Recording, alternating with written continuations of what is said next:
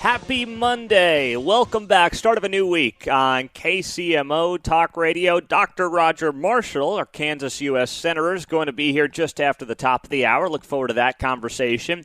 But as we do each and every Monday morning, it's that time of the week. It's time for the good, the bad, and the ugly on KCMO Talk Radio. Well, the good from the weekend, first off, I got to thank John Whitmer out of Wichita for filling in a couple of days last week. I had the opportunity on Friday morning to kick back on the back porch with friend of the show, friend of KCMO, Bill O'Reilly. It was the fourth consecutive summer Bill and I have had the opportunity to get together at his home and talk a little shop, talk a little radio, media, politics. We talked a little bit of baseball. He was asking about Dayton Moore. He wanted to know how Dayton was doing. Dayton, he loves Dayton Moore. When the Mets and the Royals hooked up in the World Series, Bill was out here in Kansas City and spent one of the games with Dayton Moore. And he's a big Dayton Moore fan, and we talked about Dayton doing well down there with the Texas Rangers right now, and Dayton, of course, was a friend of this show when he was running the Royals. So we had a great time talking everything and anything, and we had some company as well. Had Bill's son was with us as well. He's a college-age kid, really good young man. And then Bill's personal attorney joined us as well for this little powwow that we had on the back porch. So it was a great time. Bill was a class act.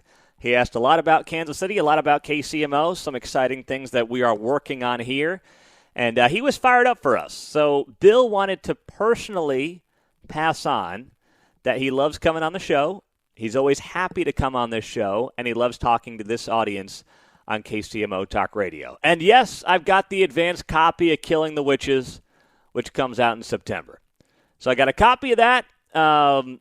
Bill will come on the show, before then, but we'll certainly have him on about Killing the Witches, and that will be the last Killing book from Bill O'Reilly. That's it. He does have one more book, he was telling me, that's going to be coming out September of 24.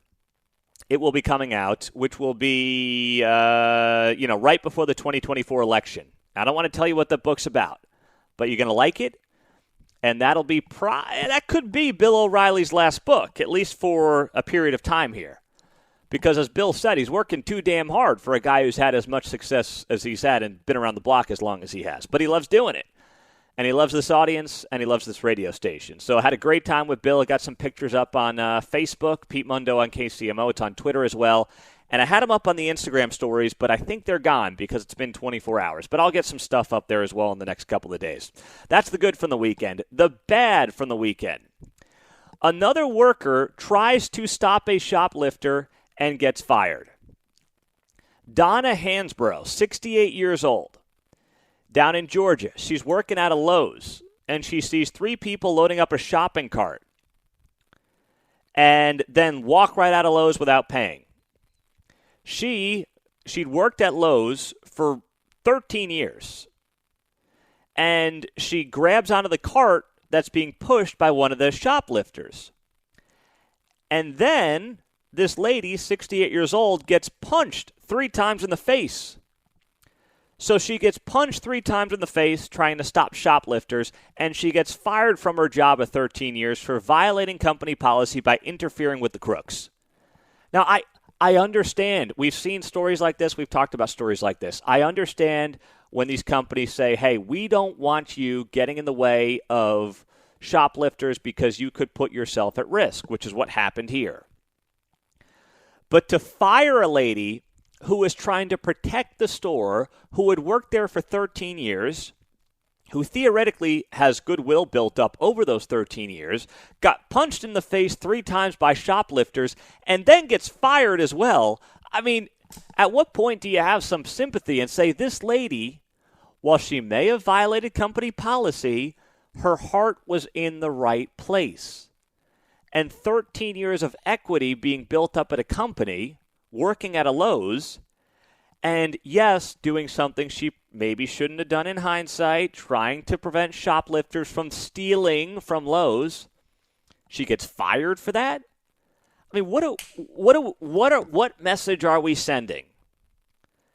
that when you do something, I understand that she put herself at risk, but when you do something to try to help your business because you care about where you work, you put your, I don't want to say life at risk, but clearly you put yourself in some type of danger for your company because you care about that company.